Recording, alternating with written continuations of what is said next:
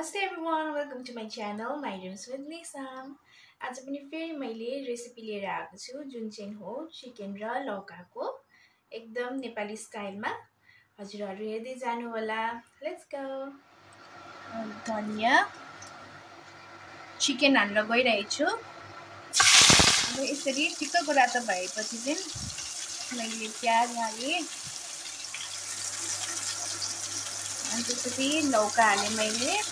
मेरो कराई चाहिँ मासु भन्दा ठुलो देख्नु भइरहेको छ। यो चाहिँ अलिकति इग्नोर गरिदिनु होला है। म त यता शेयरिङ गर्छु। अब चाहिँ यसमा म बेसार हाल्दै छु।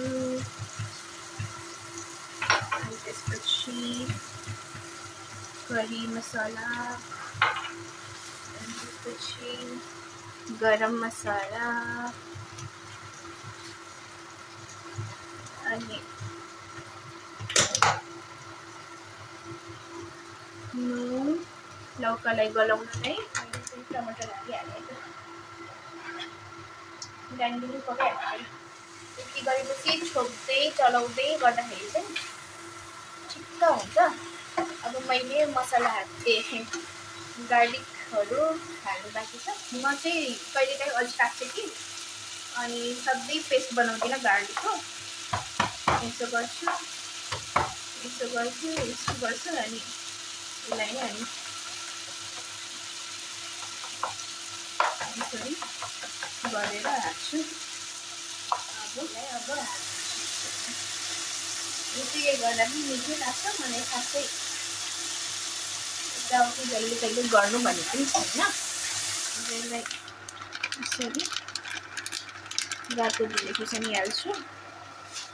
यसरी गरेर अनि छोप्छु।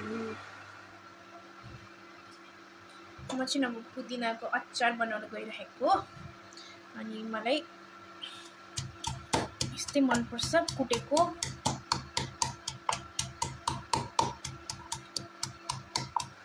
मैले चाहिँ यो पकाइरहेको छु। अनि यसलाई चाहिँ मजाले गल्ने गरी लौका टमाटर गल्ने गरी पकाउँदाखेरि चाहिँ एकदम मिठो हुन्छ। चिकन पनि त्यसरी नै पाक्छ। पाकेपछि अब चाहिँ हजुरहरूलाई म पाक्नुहुन्छ है त। नमस्ते everyone, welcome back again to my channel. आज चाहिँ मैले खाना मात्रै लिएको छु। खाना र लौका जहिले बिर्सिन्छु म के गर्दा गर्दै। यहाँ कागती छ, कता राख्नु होला त, यहाँ राखौँ। अनि मेरो यो पुदिनाको अचार राखेँ।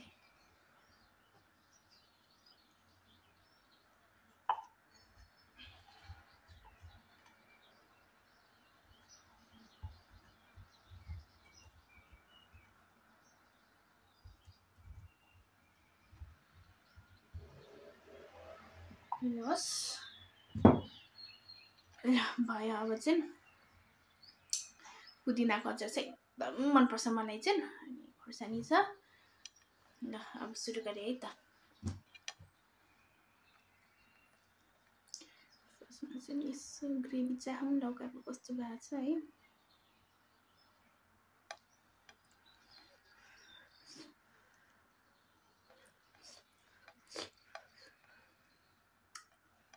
ल फर्स्ट बाइट मेरो नाममा।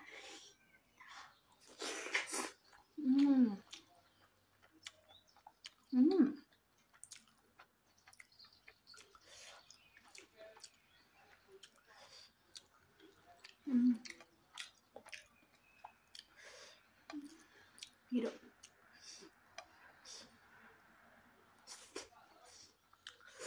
मेरो यहाँ योमा घाउ भइरहेछ, त्यही माथि पिरो पिरो भयो छ।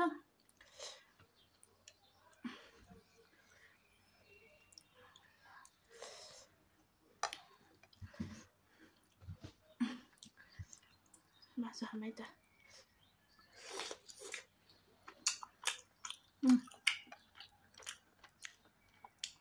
मिठो भएछ।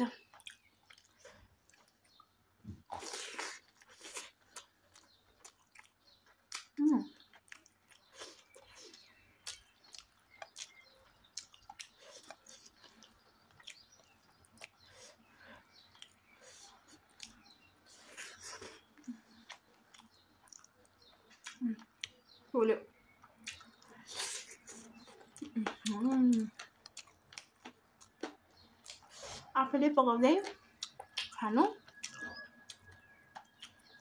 आफूले पकाएको पनि मिठो हुन्छ भन्छ है मान्छेहरू, आफूले पकाएको मिठो लाग्छ के भएको।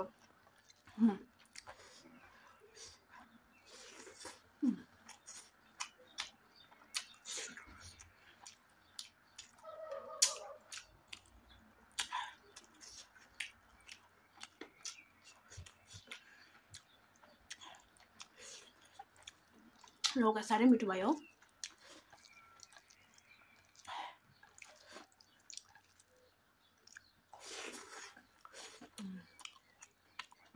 मासु पनि उत्तिकै मिठो छ, एकदम मिल्छ लौकासँग। जेको मासु पनि मिल्छ लौकासँग चाहिँ।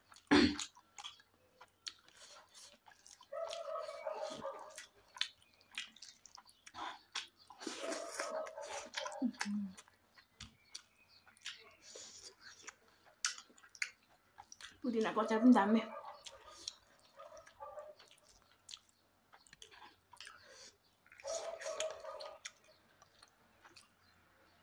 पानी कहाँ हो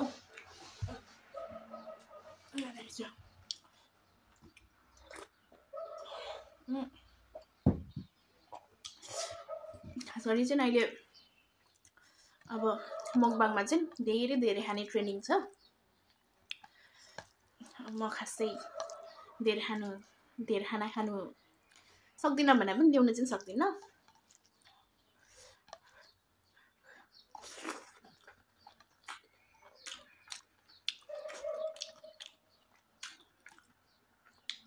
तर यदिको पनि मलाई ठिक्क लाग्छ। अब थोरै खाए पनि हेरिदिनु होला।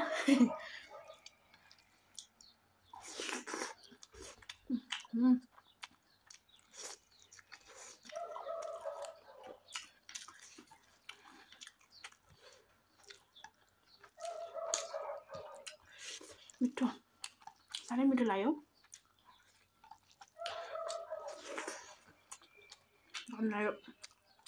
घामको केही भरै हुँदैन, क्या मिठो हो मासु।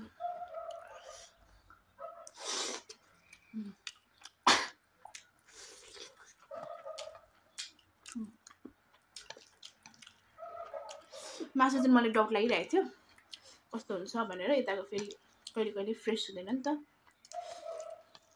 मैले पनि अस्ति लिएको अनि बनाएको धन्न।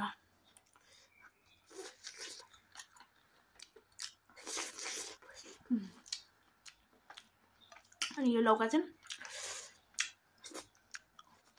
मिठो हुन्छ मासुसँग, बफ र मटनसँग मिठो होला अझ।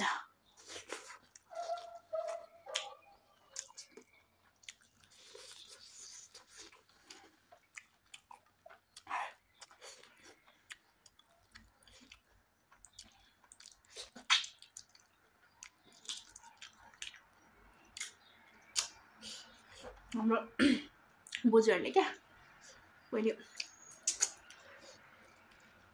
गाउँमा हुँदाखेरि कस्तो मिठो हुन्छ लौका र ओहो कुखुराको मासु भनेर कुरा गर्नुहुन्थ्यो। मुख मिठाउँदै थुक निकाली क्या। अनि त्यतिखेर सानोमा के नै होला जस्तो लाग्थ्यो नि त हामीलाई पनि। अनि त्यहाँदेखि चाहिँ आफूलाई त्यही दिमागमा छ होइन। अनि कुखुराको मासुहरू केही ल्यायो कि त आफूलाई चाहिँ लौका भयो भने पकाउनु मन लागिहाल्छ क्या। अझ गाउँको जस्तो त लौका हुँदैन।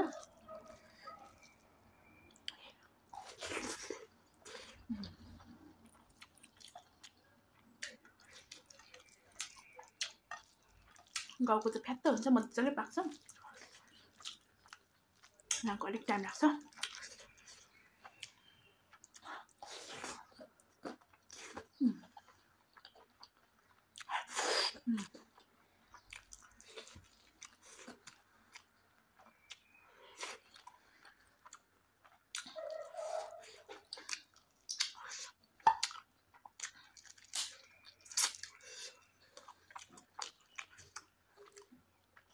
त्यसमा मजाले पाक्छ, मिठो भएको छ।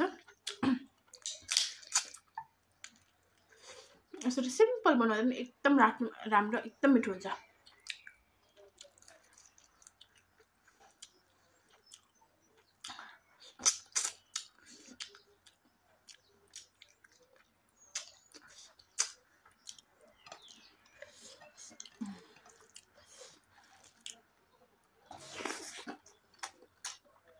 भोक लाग्दै मासु छ।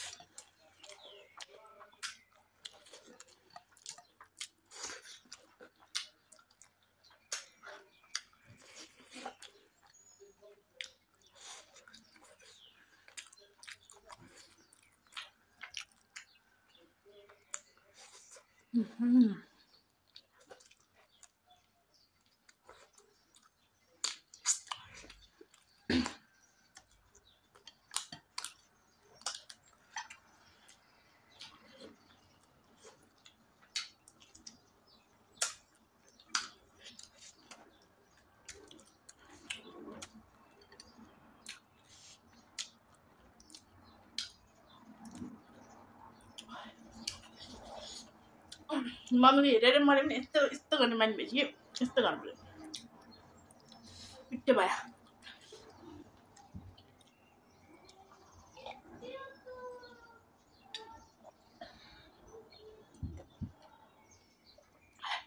एकछिन राख्छु है म। यता घाउ भइरहेछ पिरो हुन्छ भनेर डर लाग्छ। त्यही पनि यतै तरकारीहरूमै पिरो थियो, अचारमै पिरो थियो, त्यही भएर मैले खासै खाइनँ। खुर्सानी महँगो पनि छ। हस् त अब चाहिँ मेरो मकबाङ सिधै छ। रेसिपी पनि हजुरले हेर्नु भएको छ। अझै राम्रो ठिकै होला, राम्रो त नहोला, त्यही पनि अब हेरिदिनु भएकोमा धेरै धेरै धन्यवाद मनैदेखि। यति भन्दै म बिदा माग्न चाहन्छु। By by.